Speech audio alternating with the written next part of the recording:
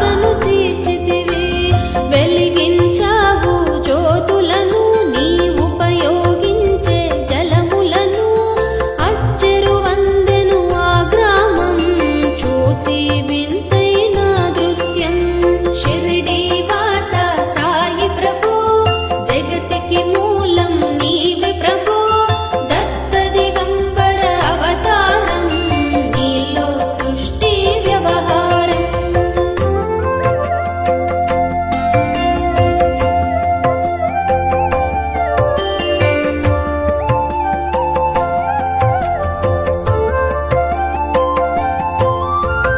బాజా చేసెను నీ సేవ, ప్రతిఫలమిచ్చావో దేవా. నీ ఆయువును బదులిచ్చి, తాత్యాను నీవు బ్రతికించి. పశుపక్షులను ప్రేమించి, ప్రేమతో వాటిని లాలించి. జీవులపైన మమకారం, చిత్రమయా నీ వ్యవహారం.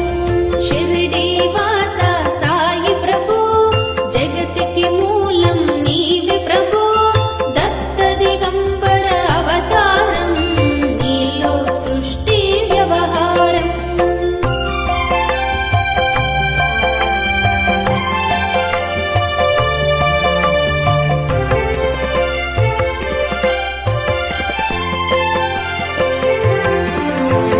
నీ ద్వారంలో నిలిచితిని, నిన్నే నిత్యం కొలిచితిని. అభయమునిచ్చి బ్రోవుమయా, ఓ షిరిడి సాదయామయా. ధన్యము ద్వారక ఓ మాయి, నీలో నిలిచెను శ్రీ సాయి. నీదుని మంటల వేడిమికి, పాపం పోవును తాకిడికి. షిరిడి వాస సాయి ప్రభు, జగతికి మూలం నీవే ప్రభు. దత్త దిగంబర అవతారం, నీలో సృష్టి వ్యవహారం.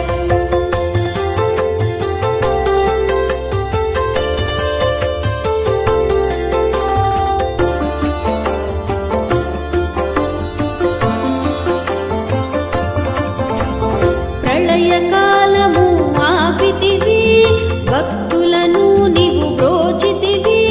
చేసి మహమ్మారి నాశం, కాపాడి షిరిడి గ్రామం. అగ్నిహోత్రి శాస్త్రికి లీలా మహత్యం చూపించి. క్షామాను బ్రతికించితివి, పాము విషము తొలగించి. షిరిడి వాస సాయి ప్రభు, జగతికి మూలం నీవే ప్రభు. దత్త దిగంబర అవతారం, నీలో సృష్టి వ్యవహారం.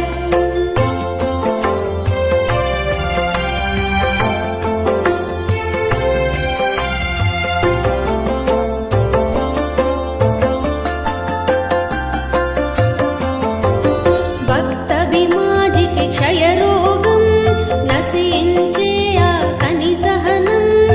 ఊది వైద్యం చేశావు, వ్యాధిని మాయం చేశావు. కాకాజీకి ఓ సాయి, విఠ్ఠల దర్శనమిచ్చితివి.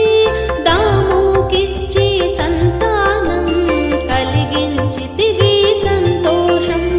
షిరిడి వాస సాయి ప్రభు, జగతికి మూలం నీవే ప్రభు. దత్త దిగంబర అవతారం, నీలో సృష్టి వ్యవహారం.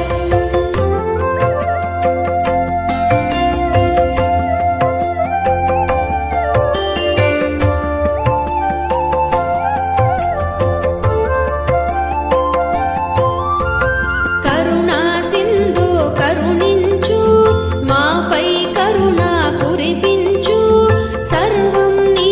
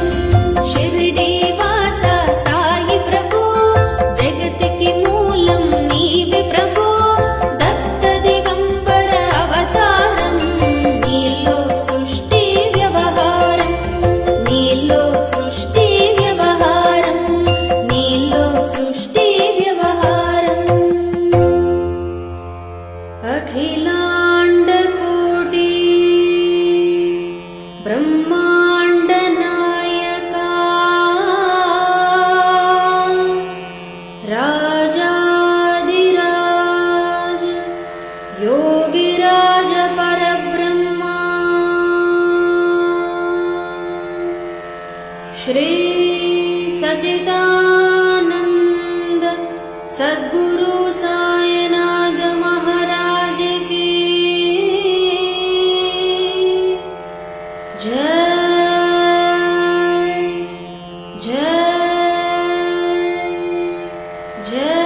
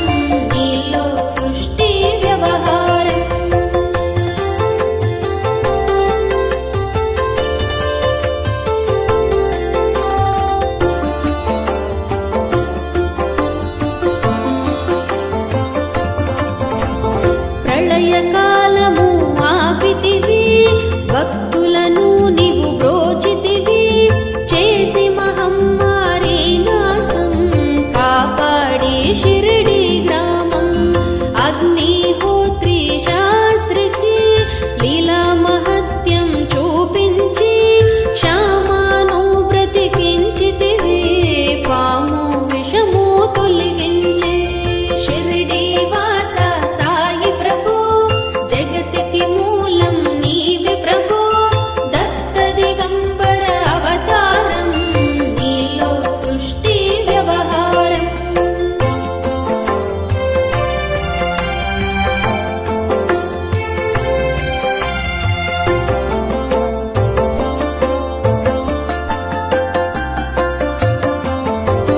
భక్త విమాజికి క్షయరోగం నశించే అతని సహనం, ఊది వైద్యం చేశావు, వ్యాధిని మాయం చేశావు. కాకాజీకి ఓ సాయి విఠల దర్శనమిచ్చితివి, దాముకిచ్చి సంతానం కలిగించితివి సంతోషం. షిరిడి వాస సాయి ప్రభు, జగతికి మూలం నీవే ప్రభు, దత్త దిగంబర అవతారం, నీలో సృష్టి వ్యవహారం.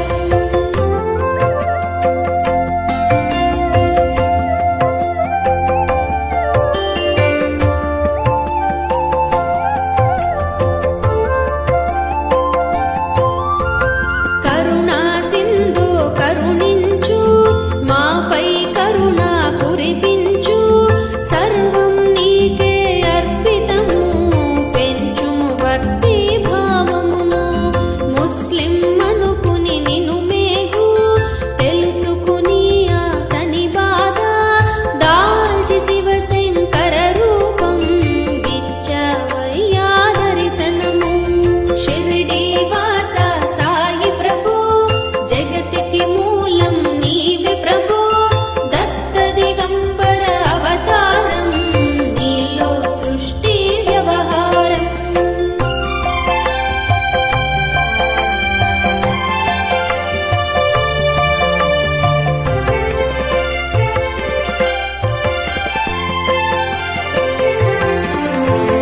డాక్టరుకు నీవు రామునిగా, బల్వంతకు శ్రీ దత్తునిగా, నిమూను కరువు మారుతిగా, చిదంబరకు శ్రీ గణపతిగా, మార్తాండకు ఖండోబాగా, ధనుకి సత్యదేవునిగా, నరసింహ స్వామిగా జోహికి దర్శనమిచ్చిన శ్రీ సాయి. షిరిడి వాస సాయి ప్రభు, జగతికి మూలం నీవే ప్రభు, దత్త దిగంబర అవతారం, నీలో సృష్టి వ్యవహారం.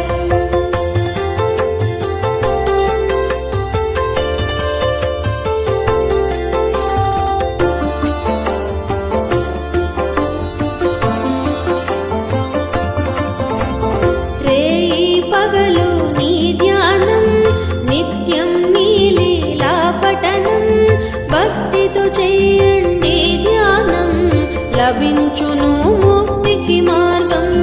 11 నీ వచనాలు, బాబా మా కవి వేదాలు, శరణని వచ్చిన భక్తులను కరుణించి నీవు బ్రోచితివి.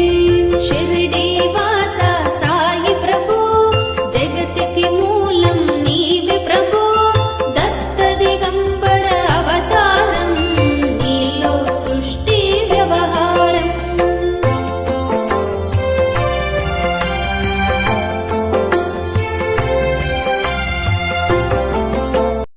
జై బోలో సాయినాథ్ మహారాజ్కి జై.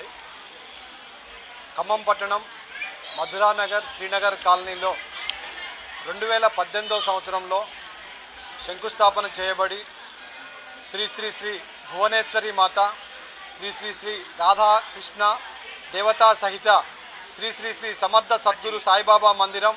ఈ మందిరంలో వినాయక స్వామి, దత్తాత్రేయ స్వామిలతో కూడినటువంటి 5 విగ్రహాలతో 2019వ సంవత్సరం మార్చి 17వ తేదీన ప్రతిష్ట గావించబడి నిర్విరామంగా భక్తుల కోరికలు తీర్చేటువంటి కొంగు బంగారంలాగా నిలబడినటువంటి దేవాలయం.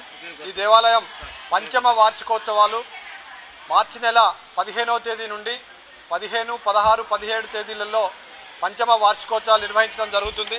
ఈ నెల 15వ తేదీ మంగళ వాయిద్యాలతో తోరణాలంకరణ, గణపతి పూజ, పుణ్యాహవచన కార్యక్రమాలు, పంచగవ్య స్నానం, పంచగవ్య ప్రాసన, పంచగవ్య మార్జన, ఋత్వికరణ కార్యక్రమాలు నిర్వహించుకోవడం జరిగింది.